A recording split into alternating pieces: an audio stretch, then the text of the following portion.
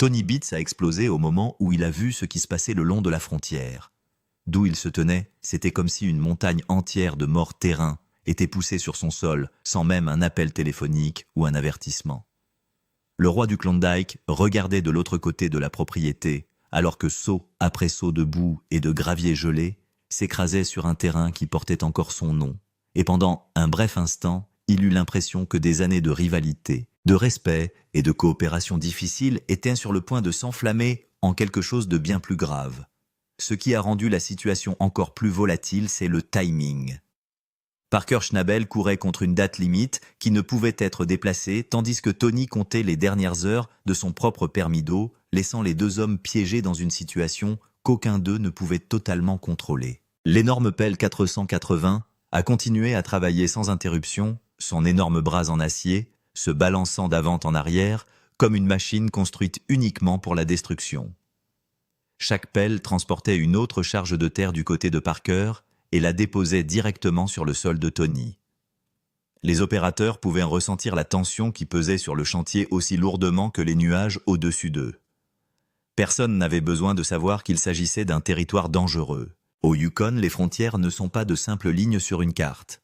Ils représentent des années d'investissement, de travail acharné, de permis et de fierté. En traverser un sans autorisation est le genre de geste dont les mineurs se souviennent très longtemps. Au centre de la tempête se trouvait Parker Schnabel, lui-même confronté à ce qui aurait pu être l'une des échéances les plus difficiles de toute sa carrière.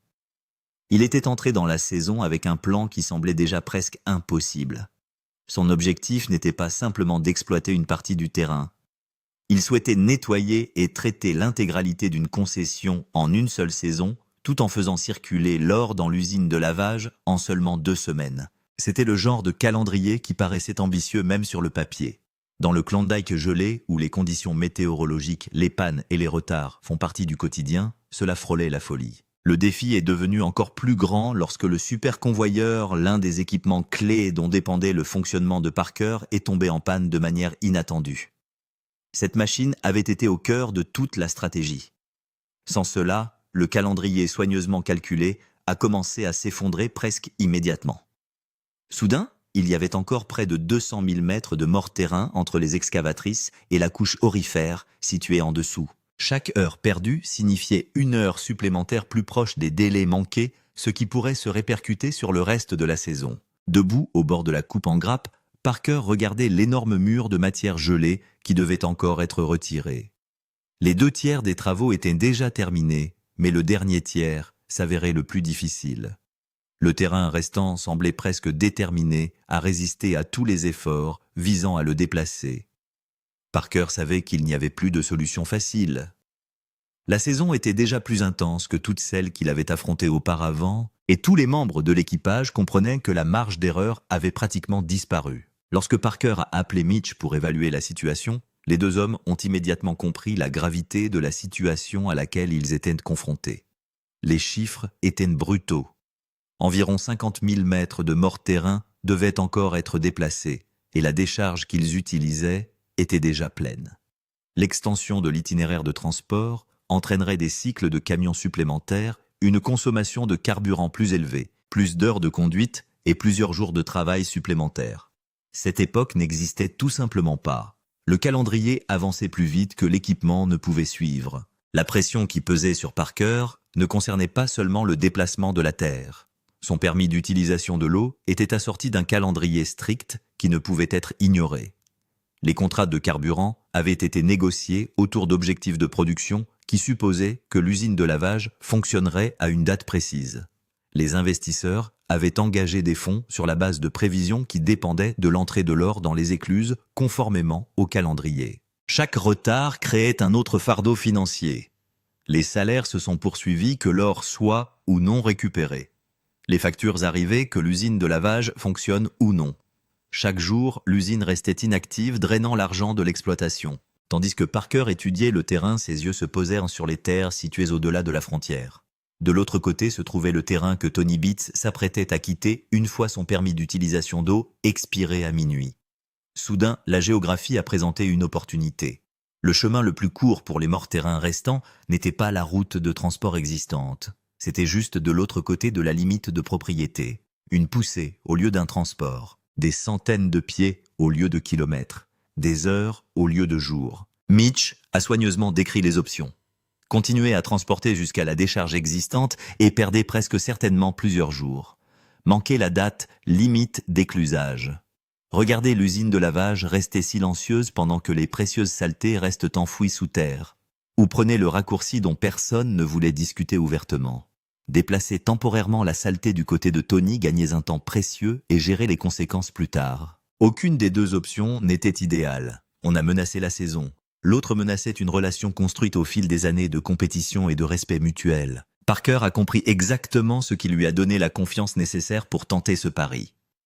Le permis d'utilisation de l'eau de Tony n'était qu'à quelques heures de son expiration. Une fois minuit arrivé, Tony aurait besoin d'accéder au permis d'eau de Parker s'il voulait continuer à traiter les matériaux. Cette réalité a modifié l'équilibre des pouvoirs d'une manière qui se produit rarement entre deux géants miniers. Pour peut-être la première fois depuis des années, Parker détenait une influence sur Tony au lieu de l'inverse. Le calcul était simple mais risqué. Si Parker parvenait à dégager les morts-terrains restants avant minuit, il pourrait maintenir la saison sur la bonne voie. L'usine de lavage commencerait à fonctionner, l'or commencerait à bouger, l'opération survivrait. Si Tony s'y opposait trop avant, il risquait de compromettre l'accès à l'eau dont il avait besoin pour son propre fonctionnement. Il s'agissait d'un jeu dangereux de timing, de pression et de négociation, le tout se déroulant alors que des millions de dollars étaient en jeu. Le plan a avancé rapidement. Les opérateurs ont reçu des instructions par radio. L'appel 480 continuerait à travailler la limite. La saleté serait retirée du côté de Parker et temporairement placée sur celui de Tony. Une fois la section critique dégagée et l'installation de lavage opérationnelle, les matériaux ont éventuellement pu être rapatriés. Sur le papier, c'était une solution temporaire. En réalité, tout le monde savait que c'était un pari calculé qui dépendait entièrement de la réaction de Tony. Mitch a exprimé l'inquiétude que personne ne voulait dire à voix haute. Toute la stratégie supposait que Tony resterait à l'écart de la frontière jusqu'à minuit. S'il se présentait alors que l'excavatrice était encore en train de déverser activement des matériaux sur sa propriété, la situation pourrait dégénérer instantanément. La différence entre un raccourci opérationnel intelligent et une véritable confrontation peut se mesurer en quelques minutes. Un camion arrivant au mauvais moment pourrait tout changer. Pendant ce temps, la gigantesque pelle de 58 tonnes poursuivait son travail acharné le long de la ligne. Les opérateurs se concentraient sur leurs tâches tout en essayant de ne pas penser aux conséquences. Chaque tranche les rapprochait du niveau de rémunération qu'ils avaient désespérément besoin d'atteindre. Chaque saut augmentait également le risque que Tony arrive et voie par lui-même la pile grandissante. La machine était devenue le symbole physique du pari de Parker, équilibrant opportunité et désastre à chaque mouvement de son bras. Ce à quoi personne ne s'attendait, c'est que la situation devienne encore plus compliquée. Alors que les travaux se poursuivaient près de la frontière, le 480 a soudainement laissé une trace. L'énorme machine s'est arrêtée alors qu'elle se trouvait presque directement sur la ligne séparant la concession de Parker de celle de Tony. Pendant un moment, les opérations se sont figées. Désormais, la pelle elle-même se retrouvait coincée au milieu d'une des situations les plus délicates de la saison. L'opérateur a admis qu'il était nerveux. La machine se trouvait presque exactement entre les deux clemmes, creusant les matériaux du côté de Parker tout en les déposant sur le sol de Tony. C'était le genre d'image qui pouvait instantanément attiser les tensions si Tony arrivait à ce moment précis. Ce qui avait commencé comme un raccourci stratégique semblait désormais dangereusement proche d'un conflit territorial se déroulant à la vue de tous. Alors que l'horloge continuait à décompter vers minuit, la pression devenait presque insupportable. Parker savait que toute la saison pourrait dépendre des prochaines heures. Tony savait que sa propre opération dépendait de décisions qui n'avaient pas encore été prises. Les équipes ont continué à travailler, les machines ont continué à bouger, et le paysage du Yukon est resté silencieux, alors que deux des mineurs les plus puissants de la région se rapprochaient d'une confrontation qu'aucune des parties ne pouvait complètement éviter. Personne ne pouvait encore répondre à la question de savoir si le pari sauverait la saison de Parker ou déclencherait une querelle qui durerait des années. La seule certitude était que le temps était compté. Mettez les machines en ligne, déplacez tout, travaillez jusqu'à minuit et pas une minute après, poussez la saleté à travers la ligne. Le 480 se positionne sur le bord et de la coupe du cluster. Le drapeau orange marquant la limite se trouve à quelques mètres devant les voies. L'opérateur fait fonctionner son premier godet et déverse la charge sur la ligne. Et les calculs de la nuit commencent. Brennan et le deuxième opérateur de l'appel travaillent en tandem depuis la tranchée. Ils écopent une balance et laissent tomber, écopent une balance et laissent tomber à plein rythme sur un 480. Un opérateur expérimenté peut se déplacer à environ 1000 mètres par heure en terrain coopératif. La coupe en cluster n'est pas un terrain coopératif. Il y a du givre par endroits, des rochers surdimensionnés et autres. Et l'opérateur travaille plus près d'une ligne légale marquée que n'importe quel opérateur, sur un site ou une mine, ne voudrait l'être. La superficie à dégager avant minuit est d'environ 50 000 mètres. Les heures disponibles entre la décision et l'expiration du permis d'eau de Tony ne sont pas tout à fait 8. L'arithmétique ne s'équilibre que si toutes les machines de la propriété sont en mouvement en même temps. Et chaque opérateur est confronté à des temps de cycle qui, dans des conditions normales, seraient considérés comme agressifs. Mitch définit le jeu à long terme dans sa tête, alors que la saleté commence à s'accumuler sur la ligne. Il souhaite que les morse-terrains soient laissés dans une configuration qui puisse être rapidement inversée, lâche en pente et suffisamment éloignée de la limite pour qu'une opération de retour ne nécessite pas de reconstruire l'ensemble du tas à partir de zéro. Ce serait bien de le laisser aussi ouvert que possible pour y remettre ses trucs parce que Tony va passer en mode rage un jour et nous devrons nous dépêcher et tout repousser. Et ce serait bien de ne pas avoir de montagne à franchir. Ni lui, ni Parker ne le disent directement à la radio. Tony va vouloir que cette saleté soit retirée de son sol. Et le moment où cette demande sera formulée n'est pas sous le contrôle de Parker. La tension signalée entre Mitch et Parker sur ce point est opérationnelle et non philosophique. C'est Mitch qui devra gérer le moment où Tony arrive à la file d'attente. C'est Parker qui a décidé de parier que ce moment ne viendrait pas avant minuit. Mitch positionne le motif de décharge en conséquence étalé maintenu lâche orienté pour une poussée de retour rapide. Si Tony se présente à la frontière, le 480 continue de fonctionner. Le drapeau ne bouge pas. Le tas du côté de Tony grandit par saut, puis par chargement de camion, puis par incrément de 100 mètres. L'opérateur reste concentré sur la géométrie. Il garde ses traces du côté de Parker, fait pivoter la flèche et déverse sans jamais faire franchir la ligne au corps de la machine. Mitch s'enregistre à la radio avec des mises à jour sur les progrès, alors que l'après-midi se rapproche du soir. Les sections dégagées du plancher de coupe du cluster commencent à exposer ce qui ressemble au sommet de la couche salariale. Le plan fonctionne au niveau opérationnel. Le poil du côté de Tony est conforme à la géométrie souhaitée par Mitch, lâche et réversible. La seule variable qui reste est celle que Parker ne peut pas contrôler. Parker arrive à la radio avec la ligne qu'il utilise lorsque l'horaire est la seule chose dans le taxi avec lui. Je me fiche de ce que c'est dit Parker. Je m'en fiche si tu es dans l'eau. Je m'en fiche si c'est de la soupe. Passez la ligne. Les opérateurs ne répondent pas. Ils courent des sauts. La pile grossit et l'horloge continue de bouger et le drapeau orange reste exactement là où il a été planté dans la terre. Je me fiche de ce que c'est. Je m'en fiche si tu es dans l'eau. Je m'en fiche si c'est de la soupe. Passez la ligne. Si nous pouvons parcourir environ 100 pieds à travers toute cette section, comme pour payer, et que nous sommes tous renfloués là-bas, alors nous sommes verrouillés. Tony arrive à la frontière. Tony arrive à la frontière en fin d'après-midi. Il sort de son camion, se dirige vers la file d'attente et regarde le tas de morts-terrain posé sur son sol. Le tonnage est important. La pile mesure plusieurs mètres de haut par endroit et couvre une partie importante de la concession qu'il est sur le point de quitter lorsque son permis expire. Le 480 est visible de l'autre côté de la frontière, toujours en activité, alimentant toujours le tas. « Que se passe-t-il là-bas » dit Tony à son contremaître. La voix est basse. La ligne suivante est le cadeau. Ce qu'ils pensent faire en enfouissant toute cette saleté dans notre sol. C'est un peu l'euphémisme et le calcul en mouvement. Les calculs de Tony s'effectuent sur 2 colonnes. La première colonne indique ce qu'il en coûterait pour repousser les morts-terrains de l'autre côté de la ligne. Le temps d'équipement, les heures d'opérateur, la consommation de carburant, les jours de travail qui se traduisent en nombre sont suffisamment importants pour que Tony le présente comme une question, plutôt que comme un chiffre.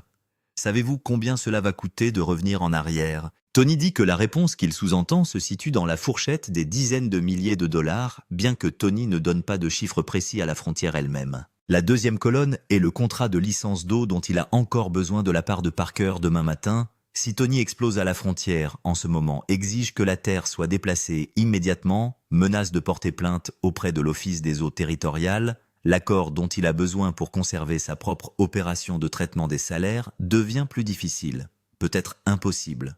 Tony lit les 2 colonnes en temps réel debout devant la file d'attente. Je vais aller les réparer. Tony le dit à son contremaître. La ligne constitue une menace et le contremaître la reconnaît. Il intervient avec le seul argument qui compte. Vous avez passé un accord avec ce gars. Le contremaître dit « Honorez-le, soyez un bon voisin ».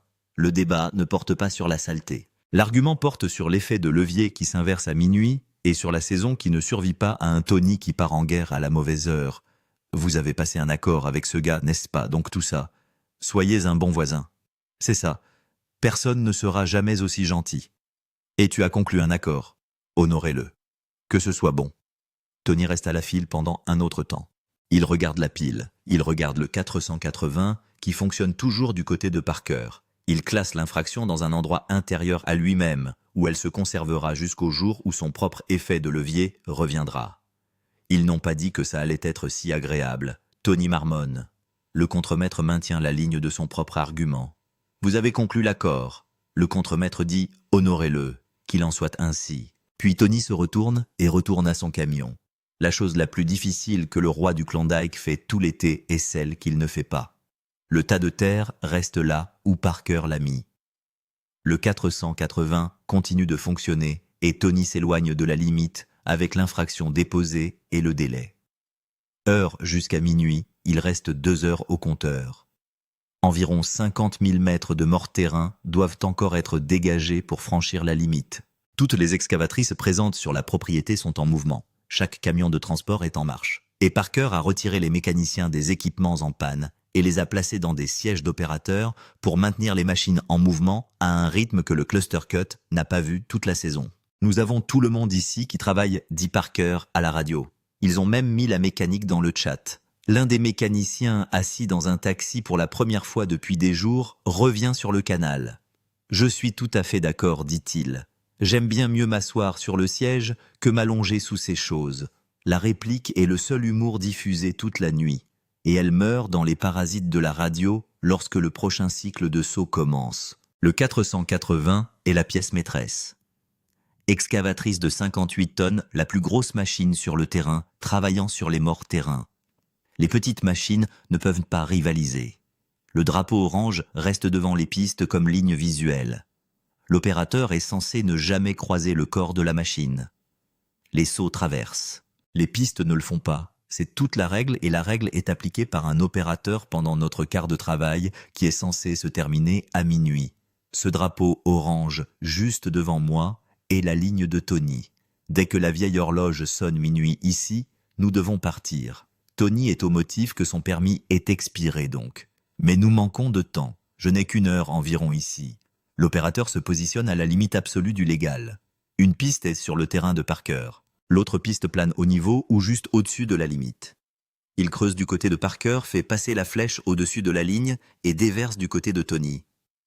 Chaque cycle est un petit pari pour que la géométrie tienne que le sol reste solide, que la machine ne se déplace pas dans une direction que l'opérateur n'avait pas prévue. Nous n'avons qu'1 heure environ, dit Parker à la radio. Le rapport sur le kilométrage revient de Mitch. La pile du côté de Tony est grande et ne cesse de croître. Du côté de Parker, la pile diminue. Le sol coupé en grappes commence à montrer la forme de terre battue sous les sections dégagées. L'horloge continue de bouger. Le 480 continue de fonctionner. Il nous reste quelques heures pour déplacer tout ce matériel, dit Parker. Nous allons donc à fond pour y parvenir. L'opérateur du 480 l'entend et réduit le temps de cycle. Les chargements des godets arrivent plus vite. Le mouvement de balancement et de déchargement commence à ressembler davantage à un seul arc continu qu'à une série de mouvements discrets. Et la conscience de l'opérateur du drapeau orange devient périphérique plutôt que centrale. Le 480 passe au cycle suivant. L'opérateur laisse tomber le godet, tire une charge, la fait pivoter et la décharge. Il réinitialise le corps de la machine pour la prochaine bouchée. Et à ce moment-là, la machine se repositionne avec une piste sur le sol de Parker et l'autre planant au-dessus de celui de Tony. Quelque chose sous le train d'atterrissage cède sans avertissement. Oh mon Dieu, dit l'opératrice à la radio. La voix est petite. Les mots suivants sont le désastre prononcé sans inflexion car il n'y a plus d'inflexion à leur donner juste à travers un morceau. Dans le langage des excavateurs, ces mots désignent une panne spécifique. L'énorme chenille en caoutchouc et en acier qui enveloppe les roues motrices s'est détachée de ses pignons. Le 480 repose désormais sur du métal nu d'un côté, sans aucune piste pour le soutenir. La géométrie qui tenait à peine il y a un instant ne tient plus. Et le côté sur lequel l'opérateur est assis sans la voix est le côté du drapeau orange de Tony. Le godet au bord 58 tonnes de pelle, une chenille partie accrochée à la limite. Le 480 est en équilibre sur ce qui reste de son train de roulement et le godet enfoncé dans le sol fait office de béquille. L'horloge indique les minutes jusqu'à minuit. Le tas de morts-terrain que la machine a construit pendant des heures se trouve du côté de la ligne où se trouve Tony. Et maintenant, la machine elle-même est également du côté de Tony, sans aucun moyen de revenir en arrière. Avec une seule piste proche d'un bord, ce n'est pas l'endroit idéal, dit l'opérateur à la radio. Parce que si vous commencez à prendre le mauvais chemin, vous ne pouvez rien faire pour vous sauver. L'homme parle de physique d'environ 58 tonnes d'acier déséquilibré qui penchent en l'air, et de la différence entre une récupération et un retournement qui met fin à la saison au moment même où Parker pensait l'avoir sauvé. « Allez-vous sortir cette chose du bord ?» demande Mitch à la radio. La question est réelle. Il existe une possibilité réelle que l'opérateur abandonne la cabine et saute au sol plutôt que de rester sur le siège d'une machine sur le point de rouler. « J'ai glissé hors de la berge, dit l'opérateur. Je ne peux pas monter. La machine est épinglée et la goupille est du mauvais côté de la ligne, avec un délai qui ne peut être déplacé. Parfois, vous pouvez réactiver ces pistes, explique l'opérateur. Certaines personnes peuvent le faire comme si elles étaient des pros. Je ne fais pas partie de ces personnes. L'honnêteté est évidente et le temps disponible est court. La piste ne reprendra dans aucune fenêtre qui s'insère dans les 45 prochaines minutes. J'ai glissé de la berge et je ne peux pas remonter. Parfois, vous pouvez faire revenir ces choses immédiatement. Certaines personnes peuvent le faire comme si elles étaient des pros. Je ne fais pas partie de ces personnes. La machine est coincée du côté de Tony et chaque minute de blocage est une minute plus proche de minuit et du précipice juridique qui l'accompagne. L'opérateur examine ce qui lui reste de ses options. Pour le moment, dit-il, la seule chose qui me retient ici est un seau. Le seau est la béquille. La flèche est fortement enfoncée et tout le poids du 480 est équilibré contre ce seul point de contact en acier avec le sol. Déplacez le godet dans le mauvais sens et la pelle passe par-dessus le bord devant chaque opérateur sur la coupe. Si je vais par là, dit l'opérateur, en désignant avec la radio la seule direction dans laquelle la géométrie lui permet de se déplacer. Je vais renverser la pelle. Les mathématiques sont la pire des choses impossibles. Chaque direction qui le ramène du côté de Parker sur la ligne l'oblige également à retirer du poids du godet. Et le fait de retirer du poids du godet signifie que la machine bascule dans la chute. Le seau est actuellement en train de combler. J'ai fait des trucs stupides sur une excavatrice, dit l'opérateur, mais cela prend probablement le gâteau. La phrase atterrit avec le genre d'humour hébété qui ne survient que lorsque les 60 prochaines secondes seront soit un miracle, soit un désastre. Et l'opérateur a accepté que la différence entre les deux résultats ne soit pas sous son plein contrôle. J'y vais, dit l'opérateur. Il s'ensuit une utilisation contrôlée du godet comme pivot. L'opérateur actionne la flèche en rotation dans un seul mouvement coordonné, faisant passer le corps de la machine sur la ligne du godet et sur le reste de la chenille. Le 480 s'incline davantage, puis traverse. Une trace dans un godet traînée sur le drapeau orange par un opérateur pariant que le godet tient et que le sol ne cède pas en dessous. Le temps est écoulé, dit Parker à la radio.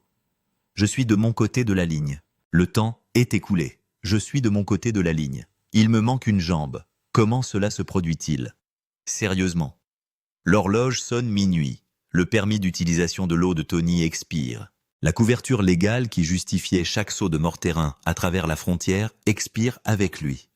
Le 480 repose sur le sol de Parker, il lui manque une jambe. Et l'opérateur est toujours dans la cabine, essayant de comprendre comment la nuit vient de se passer. « Il me manque une jambe », dit l'opérateur. « Genre, comment est-ce que ça arrive ?» Sérieusement, les mécaniciens se dirigent déjà vers la machine avec les outils et les sections de chenilles et de rechange nécessaires pour remettre la 480 en état de marche. La réparation prendra des heures. La coupe en cluster perdra un autre quart de travail. Mais la saleté est de l'autre côté de la ligne. La fenêtre légale s'est fermée en faveur de Parker et l'opérateur est vivant sur son siège au lieu d'être à l'envers au bas de la chute. Le saut était rigide, ce que coûte le déménagement. La coupure du cluster se calme après minuit. Le tas de morse terrain se trouve du côté de la ligne de Tony, exactement là où Parker l'a placé, et exactement là où il restera jusqu'à ce que quelqu'un programme l'heure de l'équipement pour le repousser. La saleté n'est plus un fait. C'est une dette, et la dette est inscrite dans un grand livre que seul Tony tient. Parker a atteint la date limite pour perdre. L'usine de lavage prend feu. Le calendrier se réinitialise en sa faveur. Les chiffres qui s'effondraient ont maintenant une voie à suivre, avec un flux d'or attendu d'ici quelques jours, et la pression financière de la saison revenant à un niveau que Parker peut gérer. Le prix actuel de l'or est de l'ordre de 3500 $ l'once. Chaque once retirée de la réduction du cluster rapproche l'exploitation de la solvabilité pour l'année. Un seul nettoyage décent à ce niveau de prix peut compenser des jours de coûts d'équipement et de masse salariale de l'opérateur.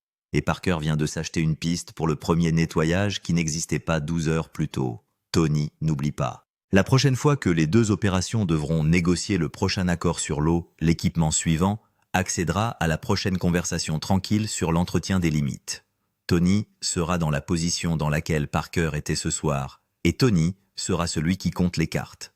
La générosité de la poignée de main entre Paradise Hill et le cluster réduit les faveurs, qui arrivaient facilement plus lentement. Le coût du déménagement n'est pas payé cette saison. Il est payé lors du prochain et du suivant par petites tranches que personne dans aucun des deux équipages n'écrit sur papier.